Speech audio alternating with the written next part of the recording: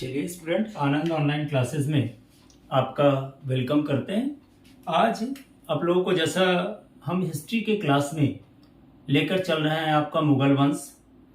अभी आपको जैसा बता चुके हैं कि मुगल वंश के जो शासक हुए, वो पहला शासक जो संस्थापक थे वो जहरुद्दीन मोहम्मद बाबर यानी बाबर थे, जो 1526 से 1530 ईस्वी तक गद्दी पे रहे थे।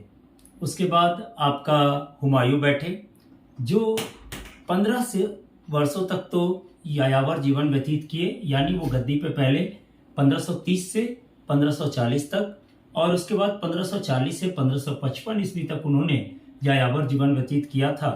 और उसके बाद 1555 से 1556 तक ही उन्होंने अपना शासनकाल चलाया। उसके बाद पुस्तकालय की सीढ़ियों से गिर करके उनकी मौत हो जाती है। उसके बाद पुनः गद्दी पर आपका अकबर बैठते हैं और अकबर का संरक्षक बैरम खां के संरक्षण में वो बैठते हैं और लगभग बैरम खां 4 वर्षों तक संरक्षण में रहा। उसके बाद अकबर और बैरम खां के बीच मनमुटाव हुई और बैरम खां चला गया और अंत में अकबर की मृत्यु हो जाती है 1605 ईस्वी को।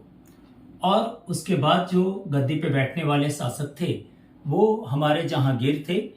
और जहांगीर कह सकते हैं कि एक कुशल शासक तो था ही, साथ ही वह चित्रकला का बहुत बड़ा प्रेमी था। ये बात इतिहासकार भी मानते हैं कि उसने अपने चित्रकारी के बारे में बहुत आसानी से अपने जो तुझके जहांगीरी अपनी आत्मकथा लिखा था उसमें स्पष्ट रूप से लिखा था कि यदि किसी चित्र के निर्माण करने में चाहे कितने भी चित्रकार लगे हों, यदि वे सभी लगे हुए चित्रकार अपने अपने चित्रकारी को दिखा दें तो मैं किसी भी भाग को बता सकता हूं कि किस चित्रकार के द्वारा बनाई गई है। यानी उसमें इतनी चित्रकारी में निपुणता था और वही कारण था कि उसने चित्रकारी के उत्थान के लिए कई तरह के कार्यक्रम को भी चलाया और एक चित्रकार का चित्रणशाला का भी स्थापना किया। ठीक है, तो सबसे पहले अकबर जो बिरबल था, यानी अकबर के बाद जो गद्दी पे बैठा आपका जहांगीर का जन्म कब हुआ था? तो जहांगीर का जन्म 30 अगस्त 1559 ईस्वी को हुआ था। वो बचपन में उसका नाम सलीम रखा गया। सलीम इसलिए नाम रखे बचपन में क्योंकि वह जो वहाँ एक सूफी संत थे शेख सलीम चिश्ती, उनके नाम पर ही उसका नाम सलीम पड़ा। एक बात और इसमें है कि जब यानी अकबर की मृत्यु हो जाती है तो इसको गद्दी पे बैठाया जाता है, इसको बुलाया गया और उसके बाद वो दिल्ली के गद्दी पे आपको 24 अक्टूबर 1605 ईस्वी को दिल्ली के गद्दी पे बैठता है। और जब ये दिल्ली के गद्दी पे बैठा तो उसने अपने आप को एक कह सकते हैं एक उपाधि धारण किया, जिससे उन्होंने जहांगीर दीवानी की उपाधि इन्होंने धारण की थी और वो गद्दी पे बैठे, यानी बादशाह का भी रूप लेकर के इन्होंने गद्दी पे बैठा। एक बात यहाँ पे कह सकते हैं कि इन्होंने अपनी आत्मकथा खुद लिखी थी। उस आत्मकथा को तुझके जहांगीरी कहा जाता है, जो कि इनका तुर्क भाषा और फारसी भाषा में लिखा हुआ था। और ये याद रखिएगा, तुर्क और फारसी भाषा में लिखी हुई थी। अक्सर क्वेश्चन आती है कि तुझके जहांगीरी किस भाषा में लिखी हुई थी, तो तुर्क और फारसी भाषा में लिखा हुआ था। और इसका पूरा करने का श्रेय मोतीबिंद खां को जाता है। अब जहांगीर जब गद्दी पे बैठा तो उस समय उसकी शासनकाल 1611 ईस्वी तक बहुत आराम से चल रहा था। लेकिन जो इसके पुत्र थे, यानी जहांगीर के 5 पुत्र थे, पहला खुसरो, दूसरा परवेज, तीसरा खुर्रम, चौथा शाहयार और 5वां जहांदार। इसमें खुसरो जो था वो बड़ा लड़का था। वो बहुत ही कह दीजिए तुनुक मिजाजी या बहुत गुस्से वाला था। ये क्या किया था कि एक बार जब पहले से ही बचपन से ही इसके मन में जहांगीर के प्रति जो थी वो हीन भावना थी। ये एक 1610 ईस्वी के लगभग में गुरु अर्जुन देव से मिला था। पंजाब में 5वें गुरु जो थे सिख के, गुरु अर्जुन देव से मिला था और उनसे ये प्रस्ताव रखा था कि मैं अपने पिता जहांगीर के विरुद्ध में मैं युद्ध लड़ूंगा और अपने शासनकाल को बढ़ाऊंगा। और इसमें गुरु अर्जुन देव ने मदद भी की थी।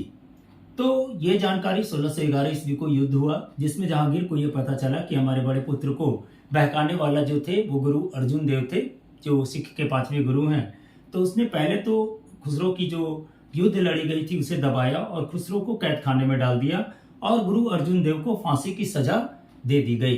अक्सर क्वेश्चन ये भी आता है कि भाई मुगल काल में कौन ऐसा सिख गुरु था जिसे जहांगीर ने मौत दी थी? तो सिख गुरु 5वें सिख गुरु गुरु अर्जुन देव की। एक बात यहाँ से मिलता है कि सबसे जो खुसरो के बारे में ये जानकारी मिली कि ये है, तो उसके बाद से उसने सजा में जो भेजा गया फिर से उसे छोड़ा नहीं। एक बात इसके शासनकाल में थोड़ा सा एक छोटा सा पॉइंट लोगों को समझ में नहीं आता है। एक अली कुली बेग था, जहांगीर के दरबार में था। ये अली कुली बेग क्या था? तो एक बार जहांगीर अपने सैनिकों के साथ कहाँ गया था?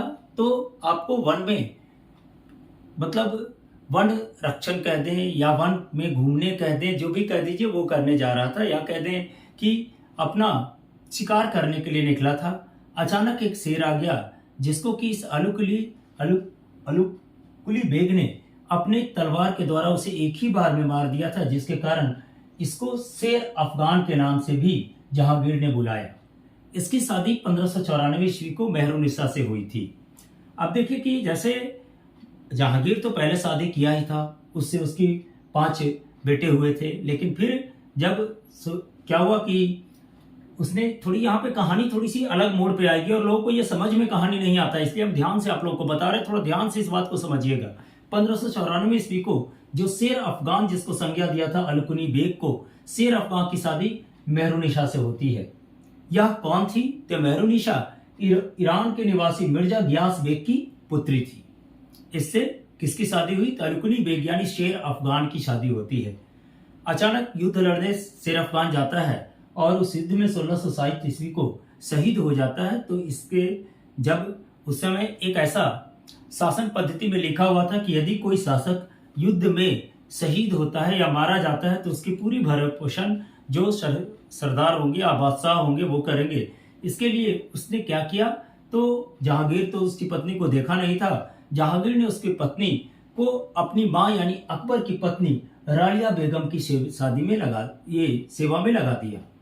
जब सेवा करने मेहरुनिशा सेवा कर ही रही थी, कुछ दिनों के बाद समय बीतता गया। कुछ दिनों के बाद 1607 ईस्वी में उसकी हत्या हुई थी। ये 1608 की कहानी है। 1608 से 1610 ईस्वी तक क्या था?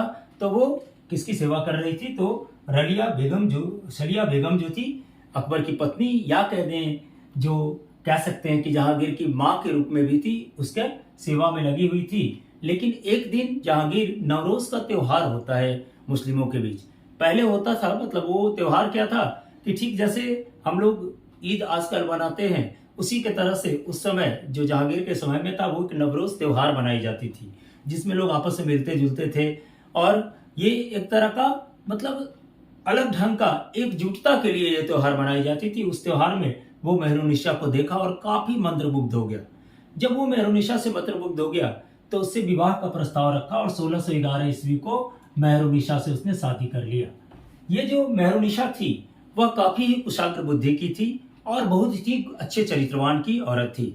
इसका फायदा जहांगीर को कब मिला? जब जहांगीर की तबीयत खराब हो गई तो नूरजहां ने, उसका संज्ञा जो बात कर रहे हैं अभी, उसके राज को या उसके साम्राज्य को चलाने में नूरजहां ने बहुत सहयोग किया था।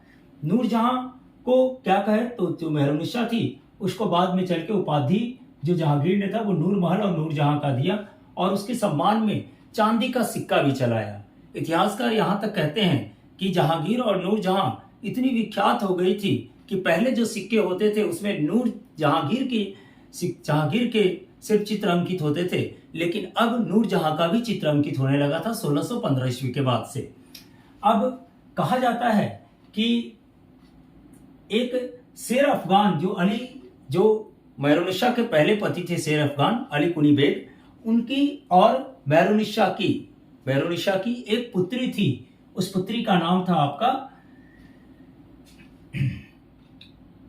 लाडली बेगम। वो लाडली बेगम जो थी क्या थी? तो लाडली बेगम का शादी शाहयार से किया, जहांगीर ने अपने पुत्र शाहयार से किया। शाहयार एक अच्छा कुशल शासक के रूप में, या कुशल कुशल कह सकते हैं कि शासकीय प्रवृत्ति वाला लड़का था, जिसके कारण उसकी शादी शाहयार से कर दी गई।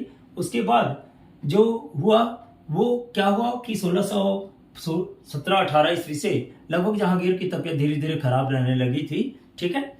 इसके बाद गुलाब से जो जहांगीर के शासन काल में ही जो आपका नूरजहां की माँ थी, नूरजहां की माँ अशमत बेगम जो थी, उन्होंने गुलाब से इत्र बनाने की विधि का इजाद किया था। सबसे पहले गुलाब से इत्र बनाने का, ये भी क्वेश्चन आता है, इंपॉर्टेंट क्वेश्चन है, किसने किया था? नूरजहां की माँ अशमत बेगम ने। और नूरजहां के पिता गियास बेग थे, उसको जहांगीर ने शाही दीवान बनाया और साथ में उन्हें इत्माद उद औला की उपाधि भी दी।